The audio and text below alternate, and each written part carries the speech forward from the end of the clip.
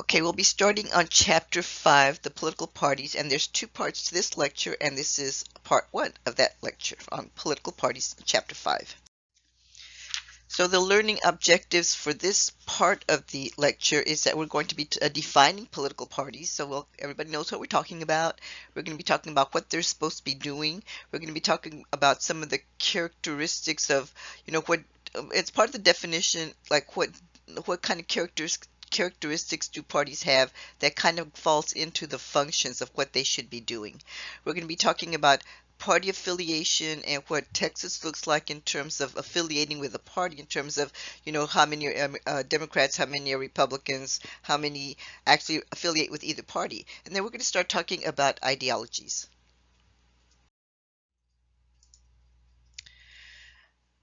Okay, so if you ask me, and if you ask the constitutional framers of the Constitution, because we're talking about political parties more within American government. And so I'll bring it down to the Texas part in the next part of the lecture, but this one is going to be more like how American government views political parties. So back in the olden days when the U.S. Constitution was being framed, they did not believe it was a very good idea to have political parties. And they said, if we have, and that at that time they didn't call them political parties, they called them factions. And they said, if we have factions, we think that it might undermine the consensus building process in public policy making. Okay, so what that means is this. If you have people that are going to be very partisan in the way that they look at things, it's going to be there's going to be too much conflict in order to try to come together as a nation and to get laws passed. It's going to undermine the consensus building or the ability to compromise and to get people to decide on what's going to be best for the country when you make laws or public policy. So the definition then of a political party is a broad-based coalition of interests whose primary purpose is to win elections, to build majorities, and to link people and government. All right, so to win elections, yes, they're going to run a candidate from a party, and we'll talk about that in the next chapter. It's actually chapter 4, but I'm covering this part first. Um, I guess you can listen to it whichever way you want. But anyway, so the party will run somebody to have their particular candidate from their particular party win the election. They will try to build majorities. They will try to unite those people that are within a particular party to support the platform, to support the position of what that party represents. And they will try to link people and government. So it's we the people. This is the government of we the people. And so we have a government. And so the government is over their institutions. And we're going to be talking about the political institutions as it applies for Texas. But at the American level, there's institutions also. And so the parties will try to link people and government and to explain what they're trying to do, how what government does, and how it affects their constituents, the people that belong to that particular party. Okay, then, so some of the functions of political parties are to one, to nominate and elect party members, to simplify the issues and educate the public. So let me talk a little bit about these. Okay, so whenever there's going to be an election, there's going to be some. Well, it's changed quite a bit. Back in the olden days when I was youngish, and I'd be watching the party conventions, and they were kind of interesting at that point because you didn't really know who was going to be running from a particular party until the electors. I mean, the people like the delegates that whenever we vote in a primary, there's people that kind of pledge their support, but we don't really know who was, or at that time we didn't really know who was going to be the person that was going to be nominated from that party to run in the general election, which is when the president is elected. And so it was kind of interesting. It was kind of exciting. The state of Texas pledges its delegates to the great whatever George W. Bush, whatever.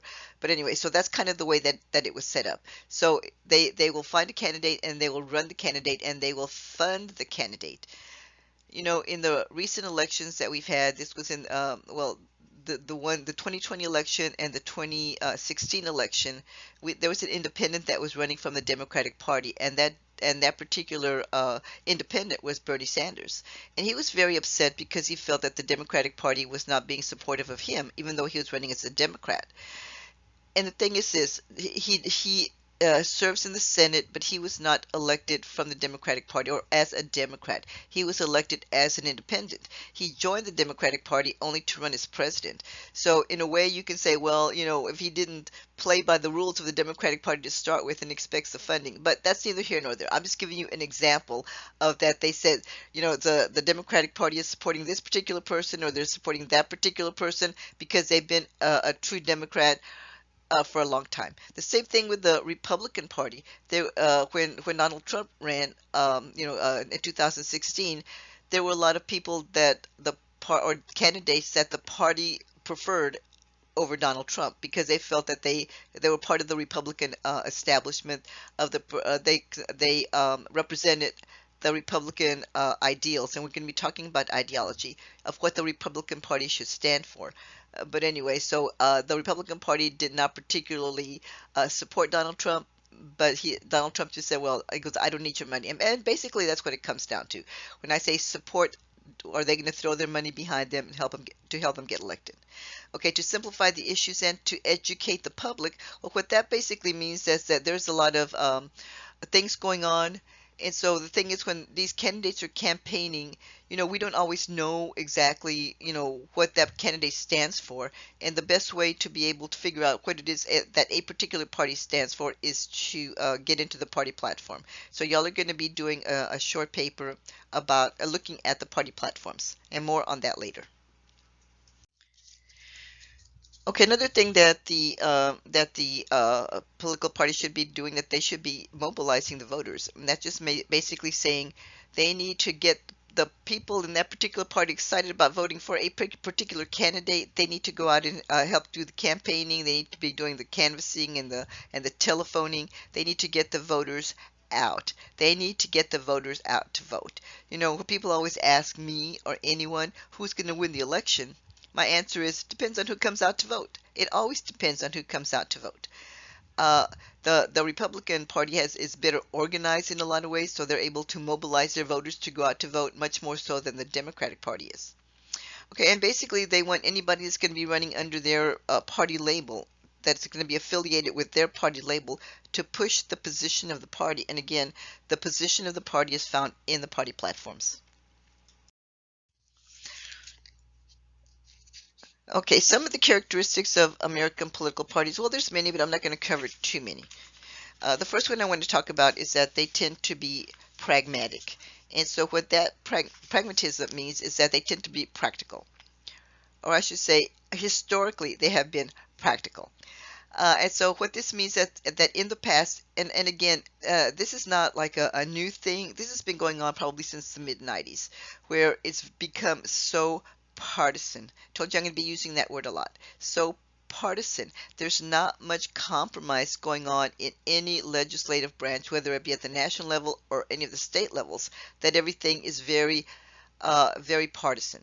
They don't kind of like cross the aisles. They don't work with each other. And so basically, not a whole lot is getting done in the state of Texas or in the country.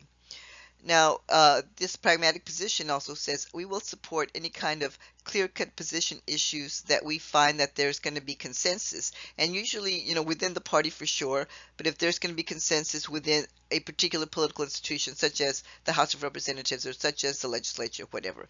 And they do tend to shy away from hot topic issues because they say we're not exactly sure that there's a lot of support, and because if there's not a lot of support, they don't want to be to offend their constituents in some way.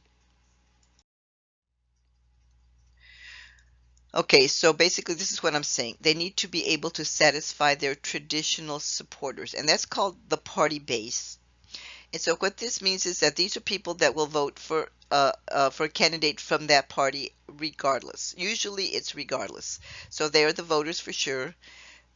They have public opinion polls that are, done, especially as we're getting into an election season, any election season, but particularly the general election when the president is elected.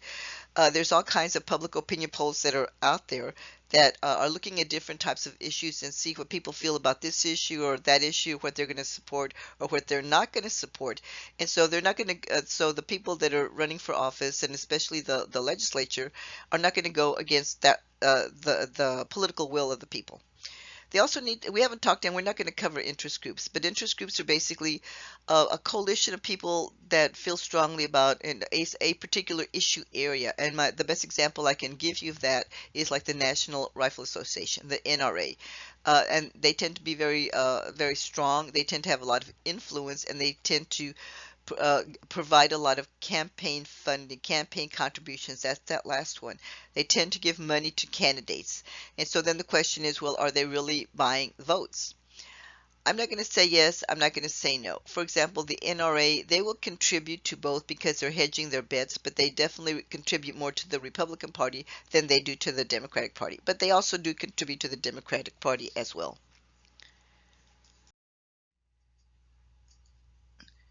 Okay, another characteristic is that they tend to be decentralized. And so what that means is that we do have a national party, whether it be Democrat or Republican at the national level. We have one at the state level, and then we have one at the grassroots level, the lowest level, and it's usually the county. It's the county chair for this and the county chair for that that will handle whatever elections that are going to be coming up that are run based on party affiliation. So let me tell you this right now. There's only one type of election that is not based on party affiliation, that is nonpartisan, and that's the local government, and that's city council, and the mayor. We don't, well, I know what they are, but most people would not know what they are because they're not running as a Democrat or they're not running as a Republican. But at the county level, we have like different little units, little jurisdictions, political jurisdictions. And so the little jurisdictions have like there's a county chair for each party, but then there's also people that run that particular area, that precinct chair. That's what they're called. And so these are the ones that will do, as I said, not so much cities. Some cities do, but not in Texas. The county, yes, we have a county judge. We'll talk about the county judge later. But he's kind of like the mayor, but he runs the county. And so we have county commissioners. I mean, yeah, most people are not very familiar with the way that the county is run, but it's called the commissioner's court. And so it's a county judge, which is kind of like the mayor, and there's like county commissioners, and there's four of them, and they're like the city council members, but they're for the county. So anyway, so that's the county chair, and then the district courts, or the different courts that they have that where they're going to be running for election. They will run based on party labels as well, party affiliations as well. Now at the state level, then they will handle all of the state level people that are running, the candidates that are going to be running, and that includes the governor, the lieutenant governor, the attorney general, the railroad commissioners, the comptroller of public accounts, the general landlord. So we call this the plural executive. I talked a little bit about the plural executive when I talked about the Texas Constitution. Well, that's basically what it's saying. The party will come in and say, this is who we want to run, for this particular position, or this is the person that we want to run, and we're going to go ahead and give that person our support. We will endorse that person, but we'll also give them campaign funding, that kind of thing, strategize with them. And then at the national level, the party will, as I was talking about a little while ago, they will identify and they will support and endorse the president, vice president, congressmen, U.S. senators, those that are at the national level. And these are the ones that you would be the most familiar with, or at least that you may have heard of or not. All right, so what do they do then? Okay, so this is what I'm saying. They will recruit the candidates. They will do campaign fundraising. They will have these dinners. The Republican Party will have like maybe $5,000 plate dinners. Well, the Democrats don't have that kind of money. They do like car washes. I don't know. But anyway, so they will try to raise money for the candidates or whatever to fund their campaigns. They'll plan the strategies, and the strategies are actually even in a way even like more important because this, you know, Texas is known to be a red state, and I'll show you some information about that. But it's a red state because the Republicans are the ones that come out to vote at the, almost uniformly at a higher rate than the Democrats. Does that mean that Texas does not have Democrats? That means that the Democratic Party is not good at getting their people out to vote. And again, I'll give you some percentages that are going to be supporting what I'm telling you. Okay, so because especially the national candidates, they say, well, Texas is going to vote Republican, so why even bother to go to Texas? So this is their strategy. They're going to spend their money on these swing states, these purple states that they could go either way. They're going to go there. So I think it would be so great for Texas to be a purple state, so that at least we could get some attention from these politicians that never even pay attention to us, because they just blow us off. They say they're going to vote Republican, so we don't care about them. They just want our money, our campaign money.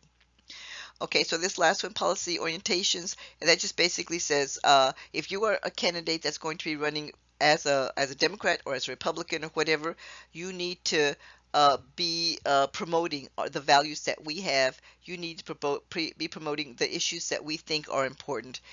So whoever's going to be running under their party label, that in the past that has been pretty important, pretty important. We'll see how it's going to come out in the future elections. All right, so when I talked about the Texas Constitution, I told you at that time that Texas was a one-party state and it was a Democratic Party state, and this is because of that E.J. Davis fiasco that we had, that so much power was centralized in him, and he messed things up, and he was just such a tyrant, he was corrupt, etc., that they said we're not going to vote for Republican again in a long time, and they didn't for a very long time. So from 1869 to 1973, that's when another Republican was elected. So historically, Texas has been a Democratic Party state, and so people that are running from the governor or for the legislature usually are Democrats. Okay, up to this point, as Texas was a one-party state, but things started to change, and these changes started to happen in the 1990s. All of a sudden, more Republicans were being voted into office, into the state office. And so it was a trend that we saw that started in the 90s, and it lasted for another about maybe 10 years or 12 years, when and Texas was all of a sudden becoming a more competitive state, more of a two-party state. So let me show you some figures of what I'm talking about. Okay, so if you look at this, the title of this particular slide is Changes in the Number of Republican and Democratic Office Holders in the State of Texas. So from 1973, there were 132 Democrats that held office in 1973 in the Democratic Party, and only 17 Republicans. Then by 2019, there were 67 Democrats in the House of Representatives and 83 Republicans. So you see that shift. I mean, there's more Republicans in the House now. Well, what about the Texas Senate? Okay, it's 1973, there were 28 Democrats and only 3 Republicans. 2019, 12 Democrats, 19 Republicans. What about the U.S. House of Representatives? Okay, 1973, 20 were Democrats, 4 were Republicans. 2019, 13 Democrats, 23 Republicans. U.S. Senate, it was 1 and 1. Now we have, as of 2019, we have 0 Democrats in the U.S. Senate, and both of our U.S. senators are Republican. So this is telling you, yes, it shifted. Yes, it shifted. More Republicans were being voted in to office, as of, from 1973 to 2019. So that's kind of the way that it is right now.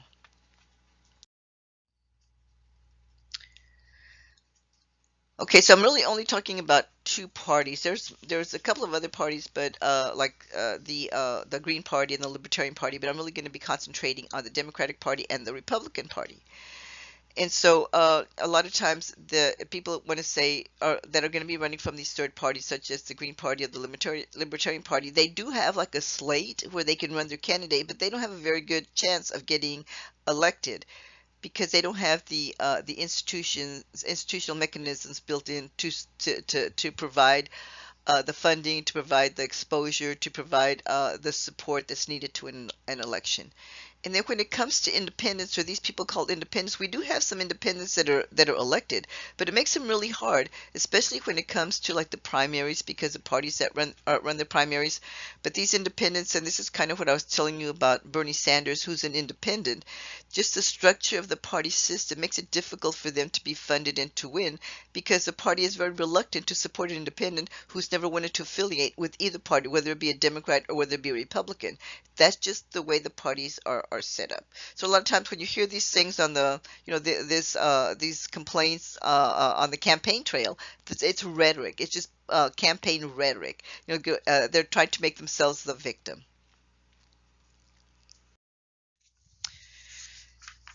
Okay, we're going to start talking about ideologies. And so ideologies we define as a belief system that we have, and I talked about it in terms of political socialization, that it comes from your family, your churches, your schools, your community. So that's kind of like what I'm going to be talking about, the ideological basis of factionalism. Okay, so if you're conservative, some of the different characteristics that you might have being a conservative is that you believe very strongly in being a free market, capitalism, a free market, and that you don't have a lot of government regulation in the economy, or actually in your life. But Texans are kind of like that in general. We don't like to have a lot of government regulation in our lives, regardless of what party you affiliate with. But that's just kind of like the way, this is the more at the national level. Okay, they will support government involvement if there's going to be something that's going to give them like a tax break or some kind of a tax cut or some type of a tax incentive to promote their businesses. Uh, the ones that really like this the most are like the petroleum industry. I mean, Corpus Christi is heavily into the petroleum industry. They really love to have any kind of tax cuts or tax incentives that the government can provide, but don't they do not want them to be they do not want to be burdened with more taxes than what they feel that they should pay. We see that play out quite a bit in the property taxes that we'll talk about when we talk about local government. But these big refineries that we have, they don't pay hardly any taxes because there is a loophole that the state allows for them to pay very few taxes. Very few taxes. I'll talk about that later. Conservatives also tend to oppose any kind of government programs, and especially welfare or any kind of health care, because they think that they call it a redistribution of wealth. And I'm not saying that they're wrong, and I'm not saying that they're right, but this is their thinking behind it, their reasoning behind it. They're saying, well, because they feel conservatives feel that people should pull themselves up by their own bootstraps, that these welfare programs should not be available to anyone, that they should not depend on government to provide any kind of safety net. Okay, so you need to pull yourself up by your own bootstraps. Okay, when it comes to healthcare assistance, one of the reasons that the Republicans, have been trying to repeal and replace the Obamacare, which is still in existence, and I mean it has not been done because it's very difficult to dismantle. But they're saying they call it that is socialized medicine. I'm not going to say that it is socialized medicine. I'm saying that when it was initially set up, it was set up so that there could be a subsidy if you couldn't afford your own insurance. Then the government would help you pay for the insurance. That they would have exchanges, like healthcare exchanges, insurance exchanges where you could buy insurance, and the insurance is not cheap. I mean, no insurance is cheap. And so what they were trying to do is they were trying to get a lot of people together to say if we have like a group of people in an exchange, we'll have more healthcare providers provide insurance at a lower rate. It has had some success, and I would say it's more successful than what it's given credit for. I'm not saying that it's perfect. I'm not saying that there's not problems with it, but should we get rid of it? I don't think we should get rid of it. And this is just me. I don't think we should get rid of it because we don't have anything else to replace it. The Republican Party has not been able to come up with anything better to replace it. Okay, so some of the issues that conservatives will emphasize are traditional and family values and interpret that as mom, dad, 2.3 kids, a dog, a cat, and a white picket fence. the traditional family. They will also emphasize close communities. And so what that means is that, you know what, that if you are having problems, you go to your family, you go to your church, you go to your community. Do not go to the government and ask for a handout. That's what they're saying. You need to just keep it within, the borders of within your own little village, I guess you could say. They also tend to be conservatives also tend to be strong on law and order issues. Stringent laws, more stringent laws for certain types of offenses.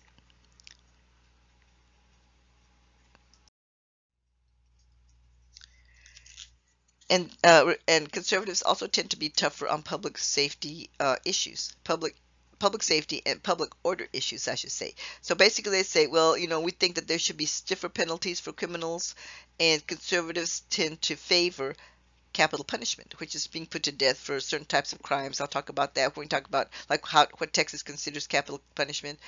But I have to say, in the state of Texas, capital punishment doesn't seem to be an issue for anybody because we've been doing it for so long. It's kind of like a given, something that we accepted in our society. Whereas other states that do not have capital punishment, they still see it as being something barbaric. So I don't know, maybe we're just barbaric. I don't know.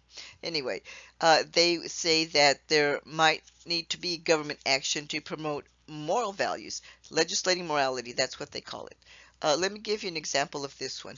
When George W. Bush was president, what he wanted to do is that he wanted to address this issue to promote moral values, and so he instituted a pilot program, which is kind of like it wasn't very widespread. It was just in certain areas of the United States, and he said that he would give $5,000 to welfare mothers if they married the father's child, but nobody wanted to take him up on that. And so when they were asking them, they were holding focus groups saying, well, how come you didn't take advantage of this? And so their particular answer was, well, he can father my children, but I don't want him as a husband. So there you go. All right, now we're going to be moving on to liberals. And so uh, liberals will say that not everybody was born within the same socioeconomic status. And because they were not born within the same socioeconomic status, there are institutional barriers to succeed. And so the government may need to step in to remove some of those institutional barriers. Okay, so what the liberal ideology says or promotes government regulation in the economy. And so saying, well, if the economy is not doing well, then the government does need to step in, and the government needs to provide the engine of economic growth to kickstart the economy again. That's known as fiscal economics or Keynesian economics. The government gets involved to provide jobs, to provide money, to provide stimulus packages, to provide bailout money, and that has happened in the past. And this happened under Republican governors, not or Republican presidents, not Democratic presidents. Well, yes, Democratic presidents too, but Republican presidents as well.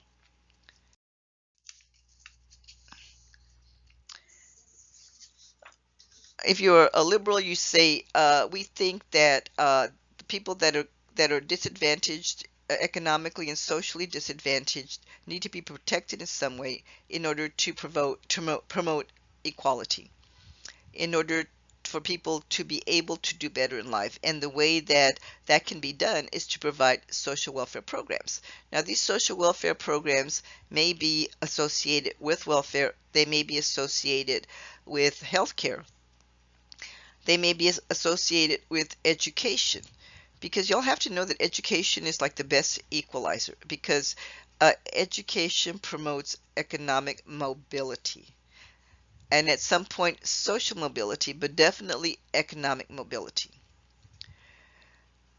Okay, and having said this, liberals will also favor more progressive taxes. And progressive taxes means that the more you make, the more you pay in taxes.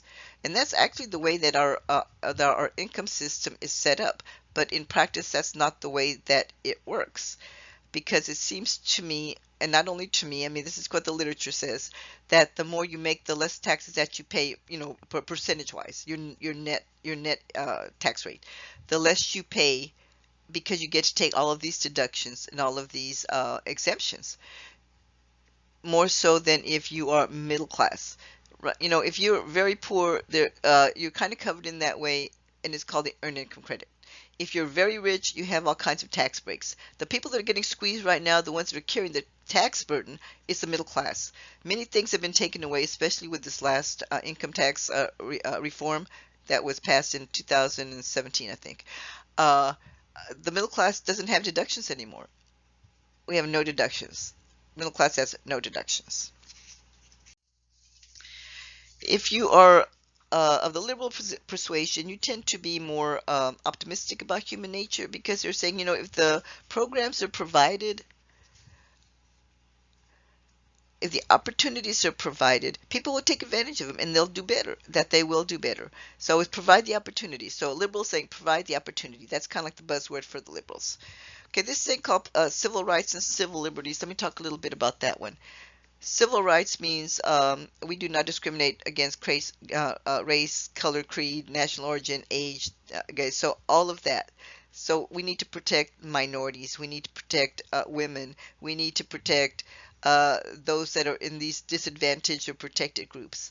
Civil liberties is a little bit different. Civil liberties deals with your constitutional rights, and these are like your freedom of speech, freedom of religion, freedom to own a gun, First Amendment, Second Amendment. That's what civil liberties is. So when it's saying, when I say when Democrats are saying civil liberties should not be compromised, what they're saying is that people should have the right to free speech. People should have the right to freedom of religion. People should have, or the press should have a right not to be censored in what they're saying or what they're trying to say, because they do play a function in society. They play a function in government. They are that link, and a lot of times they're called the fifth estate. They're the link that that plays that watchdog function about what government is doing or what they should be doing and what they're not doing. So these are protect these rights. Protect these rights. That's part of our democracy, guys.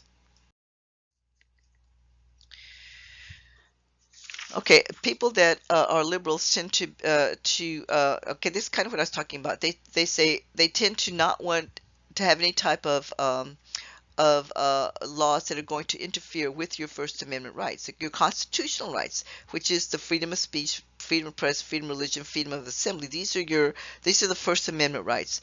They're saying, do not mess with us. Do not mess with these. Again, these are the things that define our democracy, because when there is, I see some countries, and especially like the Latin American countries, where they were democracies, not as strong a democracy as ours, but I mean they were, pretty strong democracies, and all of a sudden they elect these authoritarian type of presidents, and all of a sudden they see their free speech. The first thing they see is the press and TV. They're gone.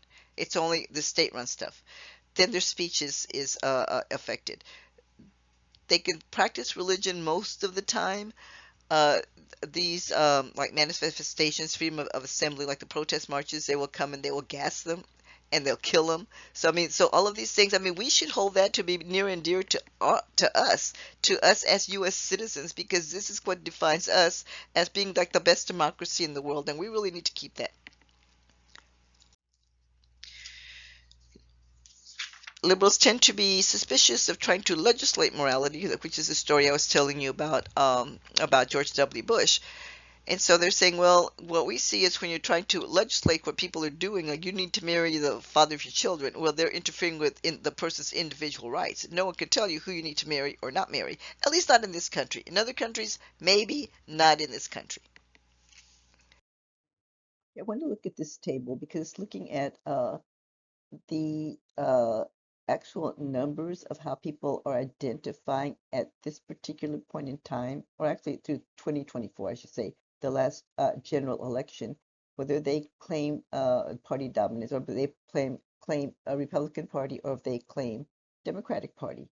And so Texas used to be very Democratic, or the Democratic Party used to be the one that was the most dominant in early Texas. So if you look at the dates, 1952, the Democrats were more dominant.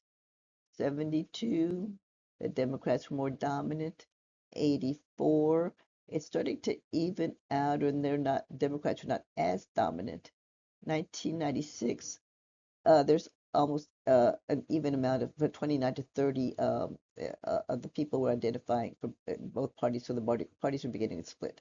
The ideologies or the party affiliations beginning to split.